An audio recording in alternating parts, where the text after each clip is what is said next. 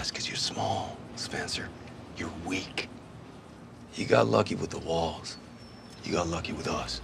Bienvenue sur Watch Mojo! Aujourd'hui, nous vous présentons notre top 20 des pires personnages de la série The Walking Dead. What'd you do that for? If I had to explain it, you wouldn't understand. Whatever, man, I'm out of here.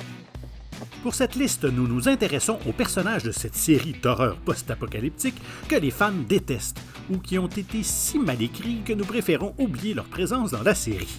Puisque nous allons au cœur de l'histoire, une alerte aux spoilers est maintenant en vigueur. Quel personnage de Walking Dead avez-vous le plus détesté? Dites-le nous dans les commentaires. Numéro 20.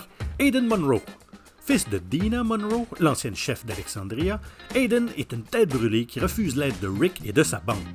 Poussé par son ego, Aiden se dispute avec Glenn, principalement parce que ce dernier est un meilleur ravitailleur que lui. Nous aimons surtout nous souvenir de Aiden pour la scène suivante où Glenn lui donne une petite correction. What is going on? This guy's got a problem with the way we do things. Why'd you let these people in? Because we actually know what we're doing out there. That's enough! Sans réelle compétence en matière de leadership, Aiden prend la tête d'un groupe en fuite, provoquant finalement sa propre perte. Dans ses derniers instants, Aiden admet qu'il a déjà laissé des gens mourir, ce qui en fait un acte de karma. It was us. The others before. They didn't panic. We did. It was us. Bien qu'il exprime des remords, le temps passé par Aiden dans la série est trop court pour vraiment le racheter. Numéro 19, Milton Mamet. En tant que chercheur à Woodbury, Milton se livre à des tests sur les rôdeurs qui, au final, ne mènent à rien. En raison de sa position dans le cercle restreint du gouverneur, Milton assiste aux atrocités du méchant sans intervenir. C'est un personnage faible, principalement parce qu'il ne choisit jamais vraiment un camp. Il se sent coupable d'aider le gouverneur, mais lui fournit des informations sur les héros. Then I have to go back, warn them. And you're coming with me. I can't leave Woodbury. You really want to be a part of this? I don't know anyone at the prison. So what? La pitié que nous pourrions ressentir pour Milton est mitigée à cause de son refus d'accepter la tyrannie du gouverneur. Il est finalement tué par ce dernier lorsqu'il tente de le trahir. And now you're gonna die. And you're gonna turn. And you're gonna tear the flesh from her bones. Mais c'est trop peu, trop tard, d'autant plus que le Milton zombifié mord Andrea, entraînant sa perte définitive. Numéro 18, Nathania. Présentée comme la leader d'Oceanside, Nathania a pour politique de tuer toute personne étrangère à sa communauté. You know a great deal about us now. If you let me go. Yes. You see, normally we would have killed you already. We shoot strangers on sight. Son raisonnement est initialement justifié, puisqu'elle veut éviter que les sauveurs ne découvrent l'existence d'Oceanside. Cependant, Nathania n'a aucune profondeur. Elle a juste essentiellement le besoin de tuer à tout moment. Pendant sa présence dans l'histoire, les héros ont besoin que les autres communautés s'unissent. Mais la résistance de Nathania à chaque appel à l'aide fait d'elle une méchante indirecte, et les fans étaient bien enclins à la voir disparaître. La série semble l'avoir compris, puisque Nathania est tuée lors d'une autre embuscade des protagonistes. You shouldn't have come here.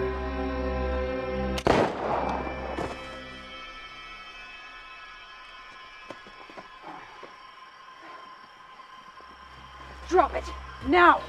Les habitants d'Oceanside se remettent rapidement de sa mort, et je ne peux pas dire que sa gâchette facile me manque vraiment. Numéro 17, Henry. La décision de la série de tuer Carl signifiait qu'un autre personnage devait être adapté pour l'arc des chuchoteurs. Henry a un rôle mineur pendant la bataille contre les sauveurs avant de recevoir plus d'attention alors qu'il est adolescent. Il ne semble jamais vraiment faire partie intégrante de la série, apparaissant comme un personnage accessoire qu'on est soudainement censé aimer. As my father said to me once, upon my departure from home, you be respectful, be responsible, be kind and be safe. I will that, I promise. Carol et Ézéchiel l'adoptent lors d'un saut dans le temps, donc on ne voit pas comment il les a conquis. Henry n'a pas beaucoup de personnalité non plus, et il est clair qu'il est juste là pour être tué, afin de mettre en place la tentative de vengeance de Carol contre les chuchoteurs. I can't find Henry. No!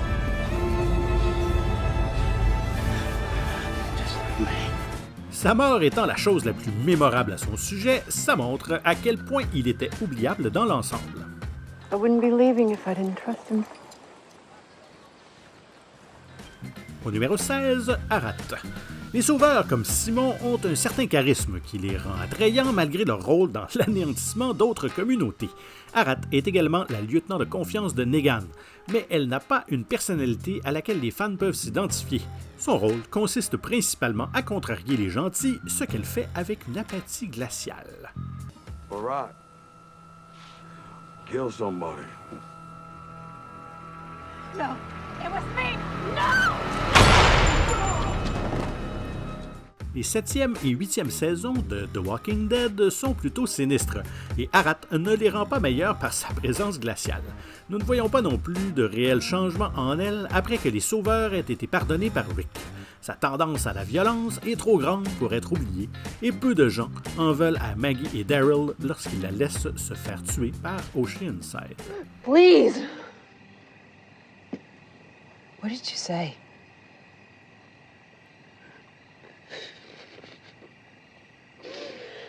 No exceptions. Numéro 15, Gage. Faisant partie de la génération qui a grandi pendant l'Apocalypse, Gage ne comprend pas les dangers qui existent en dehors des murs de sa communauté. We dug the hole a few years back. Tried using a cat as bait, but we didn't catch anything, so we gave up. Then about 6 months ago, came back and voila. Le rôle de Gage est entièrement consacré à créer des problèmes pour les héros. Il provoque des drames inutiles chez les jeunes résidents, encourage ses amis à embêter des introvertis comme Henry. Gage devient plus méchant lorsqu'il rend Lydia responsable de l'attaque des chuchoteurs et qu'il s'allie à d'autres pour la harceler. This is my home. You're my people. Get in there! Il n'y a jamais non plus de moment où nous sommes encouragés à voir les choses du point de vue de Gage, ce qui pousse les téléspectateurs à le considérer avant tout comme un fauteur de troubles. Gage connaît une fin douloureuse qu'il ne méritait probablement pas, mais au final, c'est un bon débarras. Numéro 14, Spencer Monroe. Alors qu'Aiden montre une certaine mesure de regret vis-à-vis son comportement, son frère vit et meurt comme un lâche. Spencer, fils de Dana Monroe, leader d'Alexandria, a la mentalité d'un enfant gâté. Sa position s'affaiblit après que Dina ait nommé Rick comme leader avant sa mort, et Spencer continue de lui en vouloir. Il n'a pas de qualité de leader car son principal attribut est simplement d'haïr ceux qui dirigent. We should have made a deal with them when we could have. Oh yeah, we're so lucky. You've led us all to the promised land, isn't that right, Rick? Here we are. Sentant une ouverture lorsque Negan tient Rick sous sa coupe, Spencer tente d'amener Negan à éliminer son rival. Cependant, Negan voit le manque de scrupules de Spencer et le punit pour son manque de tripes. If you want to take over, why not just kill Rick yourself and just take over? What? No, I don't... La leçon à retenir ici, tenter de poignarder quelqu'un dans le dos vous fera poignarder en retour. Littéralement, dans son cas. Numéro 13, Richard. Richard, résident du royaume, déteste voir la communauté fournir des ressources aux hommes de Negan. Ses espoirs de déclencher une révolution sont déplacés car il prend des méthodes drastiques pour déclencher un conflit.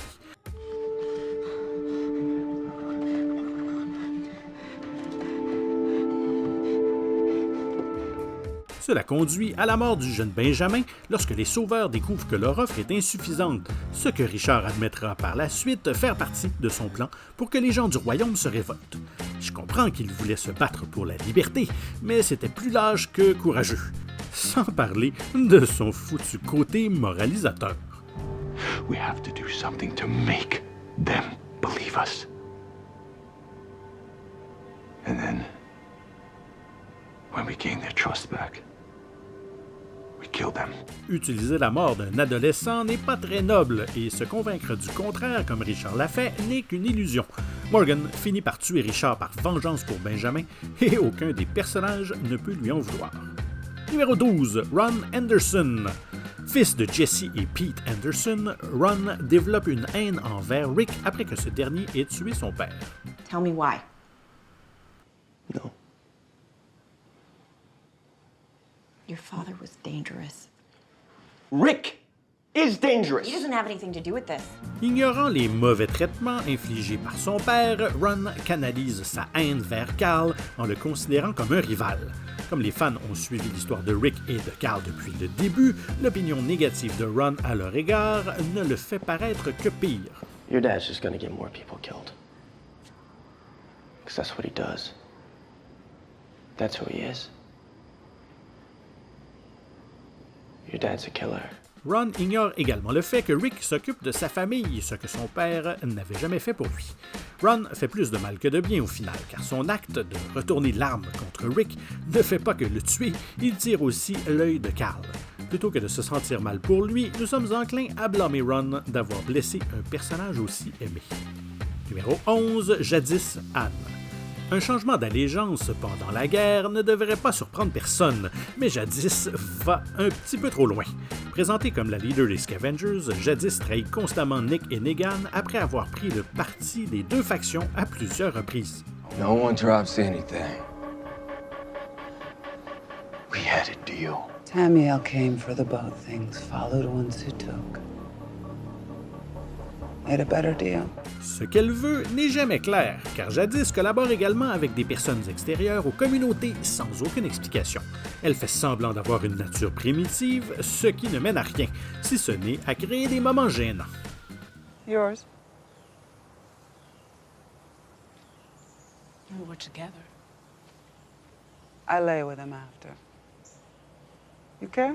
Jadis a beau être rusée et fourbe, elle est incroyablement frustrante à suivre. Ses apparitions sont prévisibles et se terminent toujours par une autre de ses trahisons. Elle aurait pu être intéressante si la série avait développé ses secrets, mais son départ nous laisse nous demander quel était l'intérêt de ce personnage au départ.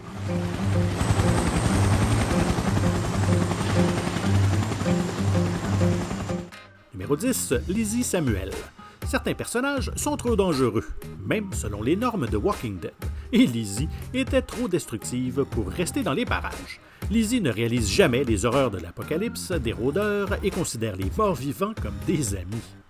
She was playing with me. She wanted a friend. She wanted to kill you. I was gonna lead her away. You could have died. It's the same thing. You killed her. You killed her. Sa fascination pour les rôdeurs devient de plus en plus inquiétante à chaque épisode, à tel point que Lizzie développe une obsession pour l'idée même de la mort. Bien que nous puissions compatir à ses problèmes compte tenu de son âge, il arrive un moment où les choses vont trop loin. Dans le cas de Lizzie, c'est lorsqu'elle tue sa sœur.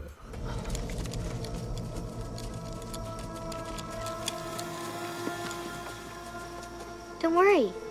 She'll come back. I didn't hurt her brain. Il n'y a vraiment rien qui puisse faire aimer aux fans un personnage qui a massacré un être cher. Donc, la décision de Carol de tuer Lizzie en retour était justifiée. Numéro 9, Pete Anderson.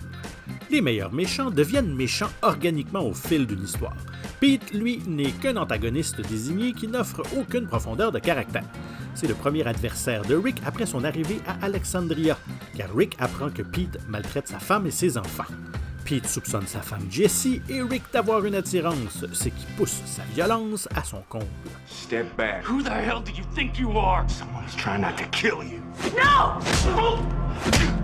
You want to stop me?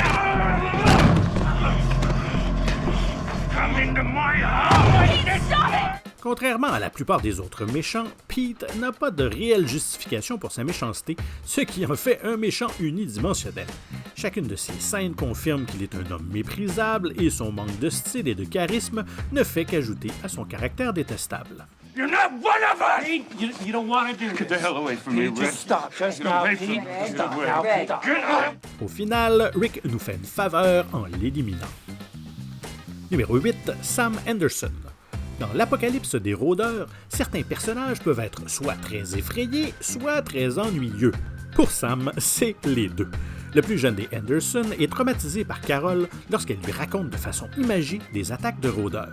And you won't be able to run away when they come for you. And they will tear you apart and eat you up all while you're still alive. Sam devient pleurnichard, imaginant régulièrement la perspective que des zombies l'attrapent. Cela n'aurait pas été si grave si nous n'avions pas à suivre Sam à l'écran aussi souvent. Mais trop d'épisodes se concentrent sur sa peur au point que nous voulons simplement en finir avec lui. Sam devient aussi une véritable nuisance pour les autres car sa peur des morts vivants met tout le monde en danger. Honey, you can do it. Sam, come with me. Sam, honey, I need you to come with me. Sam, I need you to come with me. I want to. Fidèle à lui-même, Sam meurt en pleurant de peur, nous emmerdant une dernière fois. Numéro 7, Jared. Il est difficile d'imaginer un personnage plus sordide que Jared, qui se délecte de sa méchanceté. Ouvertement antagoniste, il intimide et s'en prend aux personnes soumises à l'autorité des sauveurs, sans autre motif que son plaisir personnel. We should give them over, Your Majesty. Yeah, we should give him over, Your Majesty. Or maybe I'll just shove this down your throat. Du point de vue des héros, il y a un sentiment d'impuissance avec la façon dont Jared fait étalage de son autorité. Il fait partie des personnages dont la simple présence est dérangeante, car il n'a aucune qualité rédemptrice. Les téléspectateurs n'ont pas de meilleure perspective à envisager que de voir Jared payer pour sa terrible attitude. Il obtient son juste châtiment lorsque Morgan le piège avec des rôdeurs, et c'est très satisfaisant de le voir mordre finalement la poussière.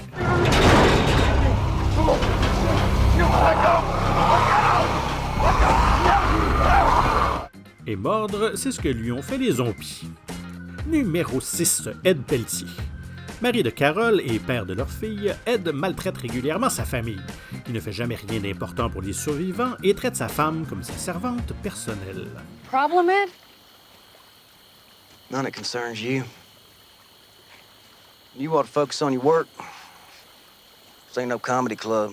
En fait, c'est à cause d'Ed que Carol commence à être docile et sans défense alors qu'elle endure ses pires accès de violence. Ed est un personnage si vil qu'il fait passer Shane pour un héros.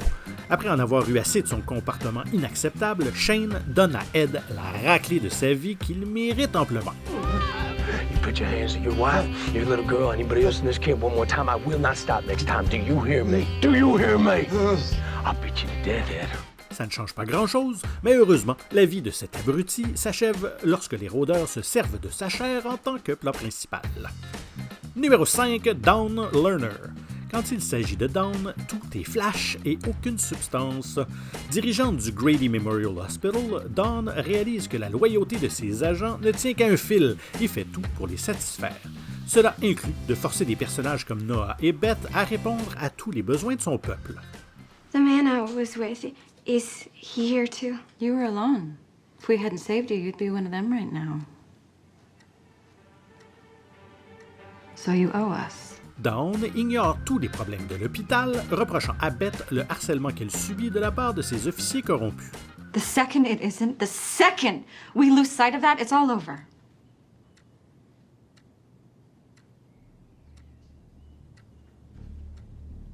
The thing is, you're not the greater good. Dans l'ensemble, Dawn a une personnalité dont le seul but est de donner l'illusion d'avoir le contrôle. Et ça, ce n'est pas un arc très intéressant à suivre. De plus, les fans la méprisent principalement pour son rôle dans la mort de Beth, même si elle ne voulait pas vraiment la tuer. Numéro 4, Nicolas. Nicolas est la représentation parfaite de ce qu'est un lâche. Ravitailleur pour Alexandria, il privilégie sa propre peau à celle des autres et est responsable de la mort de Noah. Mais ce n'est pas le pire. Se sentant lésé par sa lâcheté, Nicolas essaie de blâmer Glenn à sa place. All he had to do was hold the door. He was hitting on the glass, pushing my door open. They were gonna kill me. But he panicked. Or they were trying to, or they just didn't care. Comme ça ne marche pas, il tente de tuer Glenn pour avoir l'impression d'avoir gagné. Comme tout autre lâche, le plan de Nicolas se retourne contre lui et il finit par implorer la pitié. I was scared. I don't belong. Shut up. I was scared. I was just scared. Shut up. I don't belong. Shut up! Nicolas trouve même le moyen d'empirer les choses en se tuant au lieu de combattre les rôdeurs qui les coincent lui et Glenn. Au moins, son corps sauve indirectement la vie de Glenn, alors il y a au moins une chose que Nicolas a fait de bien. Numéro 3, Grégory. Si Nicolas était un lâche, Grégory n'a aucune colonne vertébrale, et nous le méprisons d'autant plus pour ça. présenté comme le leader de Hilltop, Gregory tente de doubler les sauveurs en engageant le groupe de Rick pour les assassiner. Quand ça échoue, il est prompt à poignarder les héros dans le dos pour regagner les faveurs des sauveurs. What do you have to say to Rick and the Piss Patrol, Gregory? The Hilltop stands with Negan and the Saviors. Son attitude finit par lui porter préjudice car Maggie le renverse pour devenir la leader dont Hilltop a besoin. Malgré une nouvelle tentative de trahir les gentils au profit des méchants, Gregory revient à Hilltop. Il remercie Maggie de sa gentillesse en essayant de lui ôter la vie, ce qui échoue comme tous ses autres plans. I'll know that you did this. I'll attack you because you got his son killed! You blamed me. You attacked me. And I defended myself. Inutile de dire que personne ne pleurait ce traître lorsqu'il a été exécuté pour ses crimes. Numéro 2. Andrea. Les vrais fans savent bien que l'Andrea de la télévision n'a rien à voir avec celle des comics originaux. Cette dernière est une dure à cuire, celle de la télé est connue pour faire des erreurs à maintes reprises. You gonna pull the trigger or what?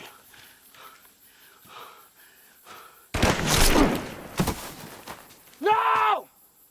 Qu'il s'agisse de tirer sur Daryl par accident ou de s'amouracher avec Shane et le gouverneur, Andrea sait comment empirer les choses. Après l'arc initial de deuil de la mort de sa sœur, le rôle d'Andrea consiste principalement à prendre des mauvaises décisions. De manière plus significative, son inaction permet au gouverneur d'attaquer ses amis, tandis qu'elle met trop de temps à réaliser ses mauvaises intentions jusqu'à ce qu'il organise sa mort. I tried.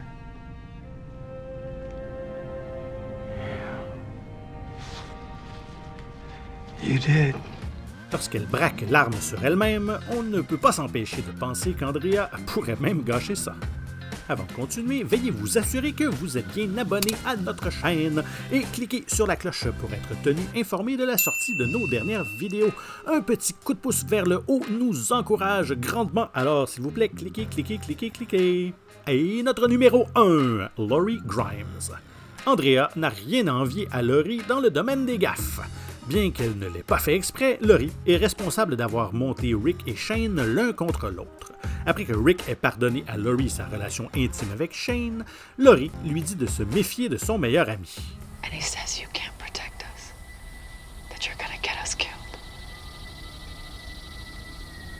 He's dangerous, Rick, and he won't stop. Bizarrement, elle envoie ensuite des signaux contradictoires à Shane, qui en conclut qu'il peut avoir Laurie et Carl pour lui seul en éliminant Rick. Of course I do.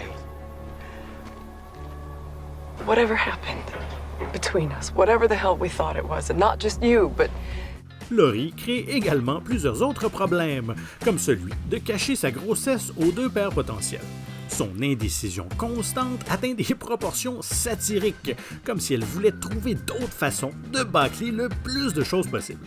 Bien que sa mort soit tragique, Michonne finit par devenir une bien meilleure mère pour Carl et Judith que Laurie n'aurait jamais été.